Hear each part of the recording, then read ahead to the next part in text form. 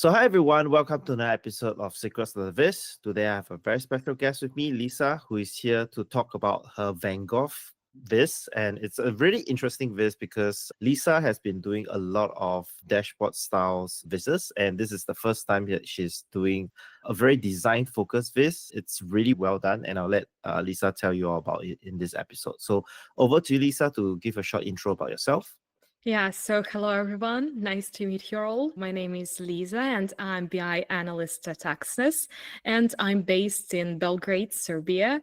I also help run the Serbian Tableau user group where we bring Serbian data enthusiasts together. So if you are in Belgrade, let me know. About me, I love data, I love arts, and I have lots of different hobbies. But this project, this Van Gogh project, helped me to combine my passions, data and art. That's very cool. So I was Googling how to pronounce the artist name, and there were two pronunciations that came out. So it's either Van Gogh or Van Gogh. In your experience, what is the correct pronunciation for the name? It's a good question, actually. I also Googled it even before when I visited his museum for the first time. And if I'm not mistaken, the American version is like Van Gogh, and the correct French version, they say Van Gogh, and some other people say Van Gogh. I think Van Gogh is the correct one, but I think it depends. So I prefer saying Van Gogh. I guess these are some of the secrets that's lost in time. We'll never know unless the artist is still alive. Exactly. Before we start, I just want to ask, how did this inspiration came about to visualize about Van Gogh's paintings? Sure. So actually, this summer, I joined the mentorship program from the Data Visualization Society, where I was matched with Prasan Prem, someone whose works I really admire. One of my goals for this mentorship was to create a dashboard, not about work, but something more creative and interesting. At first, I wasn't sure where to start because if it's your first creative project, you don't know what it should be the topic and you are stuck. And Prasan gave me a really great piece of advice. He said, like, do the dashboard about what you love. I started like thinking what I really love, what is interesting for me. Then I started reflecting about my trip to Amsterdam in April. It was my first time in Amsterdam and I visited tulip fields and of course the museums. And one of the museums which I visited was Van Gogh Museum. I was really amazed with his paintings. And right then I noticed something interesting that Van Gogh used different colors and his color scheme evolved over the time. And that sparked my curiosity. I decided to look at his paintings in detail. I started like Googling it, reading more about it. I also bought a book from his museum. And actually, that's how I decided to start working on this dashboard. That's interesting. This is what you love. I think having an idea from your real life experience brings a lot of personal touch to the visitors. And it really shows through the design and how you have laid out everything. I love the interactivity where you can just click on any of the paintings and you have pops up at the bottom that tells you Mhm. the palette and additional information about the paintings. I thought that was a really nice touch. The colors probably has to be a lot of effort on your end because I know that you use certain scripts to do the image processing and get the color palettes for each of the paintings. Maybe just walk us through like the different steps that you took because I know it's quite a long and lengthy process. Sure. So, first of all, I wanted to create a dashboard about all Van Gogh paintings, but then I just understood that there are so many of them, so it would be really overloaded. And then I figured out that Van Gogh self-portraits evolved a lot over the time. I found this Wikipedia page and I retrieved all these actual paintings and stored them at my desk. You can see they evolved over the time. So also we see hats appearing in some of his paintings. That was interesting for me. And I decided like, how can I retrieve colors? I turned it to to Python and I use a combination of tools. If you're interested in using this kind of color analysis at your work, you can go to my LinkedIn page where I explained in details how to work with colors, how to do this. You don't need to be a Python expert, by the way, you just need to post your folder path. And I've shared the GitHub link with you. So first of all, I used the OpenCV library to reshape the images and get the pixels from each picture. Then I used the comments class to get the colors, to identify the dominant colors. It was the most difficult part.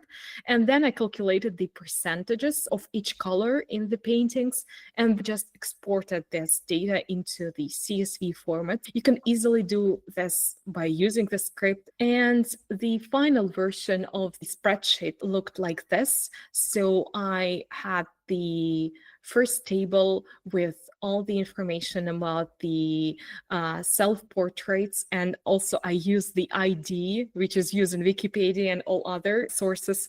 I didn't know that each painting has its ID. It's really interesting. So then I just joined another table. This is the final result of my Python code, where I have each painting ID, a color in hex format, and also the percentage, like how much color in each of these pictures. And that's the starting point to create the dashboard. That's really interesting. I never knew that there were tools like this to extract and cluster the images and the colors. I've always thought about doing a analysis on Disney movies color palettes. I think this will probably be something that I can reuse your code for. I think this is really exciting. Yeah, it's a great idea. Sure, let me know if I can help you, or if someone who is watching, if you need any help, I'm ready, because I was digging into it for some time and I'm really interested to share my experience here. Sounds good. I noticed that you have the script that produces the dataset that has all of the colors. You still had to assign each of the colors individually within Tableau, right? Or was there a shortcut that you found that made it a lot easier? Well, actually, it's the most difficult part. Yes, I've tried multiple variants, but then I did it manually. What I've done, I've created a Python script which creates the overall palette with the code, and then I quickly just use this one and choose each color one by one from one picture which I generated in Python. I have not found any other way to do it quicker. I also had an idea to create some kind of automatic tool from Python, but unfortunately I have not managed to finish it. So I've done it manually, but using a palette generated in Python. But that's a lot of work just to get all the colors, because I remember I had another guest on the show who did a viz on MoMA, the Museum of Modern Art, and that was also her work process, individually assigning each of the colors. It's a lot of effort, but I think the end result is really pretty, and this is great work. Thank you. So going back to this being your first design-focused viz, what was different in terms of your approach from building dashboards in the past versus this creative one? Actually, that's a good question. I think the most difficult part was to get the idea about what will be the topic about my dashboard. Speaking honestly, I was like, oh, well, I think there are so many people who know this topic better than me. We already have lots of dashboards about Van Gogh. And then I was like, well, I can choose more narrow topic to look at self-portraits only because it was interesting for me. I didn't expect that there are so many people who also love Van Gogh and find my dashboard interesting. So I think when you only do business dashboards on a daily basis, you think in terms of data, stakeholders, spreadsheets, and you don't use your creativity a lot. So it wasn't the most difficult part for me. But then when I chose a topic, everything went smoother and faster. That's cool. I think that's the marvel of doing something that you love, especially on a topic, because business dashboards can be a little bit boring in the ways that you can do things creatively. And these are the topics that allow you to stretch that creative mind a little bit and try to do something that's out of the ordinary. Because usually when we think about using heat maps and tree maps or even like stack bars like this is probably not the usual way. But because of how you have laid out with the paintings and everything, it is a very neat and tidy way of showing everything and the details within. I would still call this a dashboard of some sorts. And I really love this because whenever I visit a new city, I also always visit a museum. I'm not like super into paintings and all, but I love reading up the culture, the heritage, and stuff like that. So I think this is really interesting. I've never been to a Van Gogh museum before, but maybe the next time I'm there, I would head up. And definitely, it's a great museum. I really loved it. And you can take audio guide with you and learn very interesting stories about all these paintings. So yeah, definitely must visit in Amsterdam. And also Prasan was the one who suggested me to stick to the x-axis as a timeline and to think how they changed over the time. I started thinking about each detail, started with colors. And then I was looking at the pictures in more details and figured out that we have different backdrops, different structures. And I was like, oh, it's a good idea to add this. Then I was like, oh, but also Van Gogh uses different styles, different details like hats and bandaged ear. So it can be also interesting for people to look at. There is a clear evolution or shift of how his portraits has evolved over time from a very dark color scheme to something a bit more vibrant. Do you know the story behind why he has this shift in artistic styles? Well, it's a good question. So there were so many different things happening to Van Gogh, and I've tried to add this story to the timelines. First of all, he moved to Paris and he discovered different impressionists and post-impressionists. We can see that from this dark painting, he started adding some color, and then he started experimenting with the Japanese art. So we see this part of his journey, bright, warm, and vibrant colors. Then Van Gogh started struggling with his mental health, and we see that his colors and his details changed over the time. So at the moment when he cut his ear, we see the bandaged ear appearing in his works. I think this holds a lot of parallels with data visualization as well, because we do get inspired by other works by other people in the community.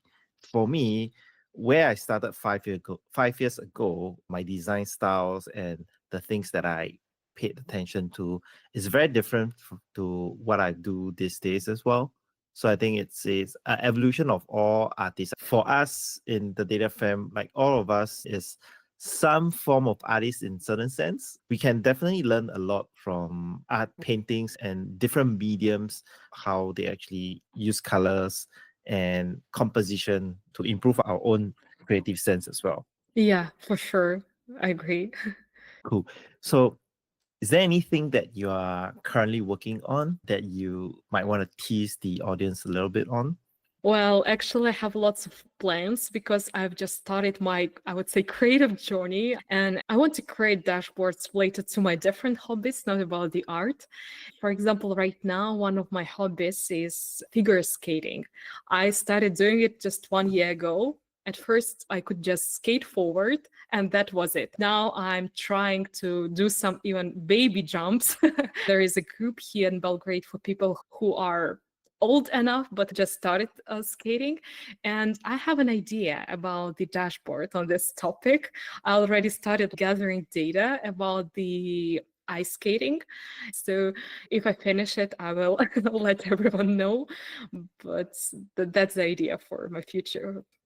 I think tapping into your passions and things that you like really brings your data visualization come to life, because you are able to add in that additional context that you are familiar with and share that with the audience. So I'm really excited and looking forward to. Thank you again, Lisa, for spending time with us to share about your Van Gogh visualization. I think this is a very beautiful piece that you can probably print it out and hang it on the wall. Thanks a lot. It was a pleasure to meet you. I hope everyone learned something new from this, and we'll see everyone at the next episode. Thank you. Thank you, Louis.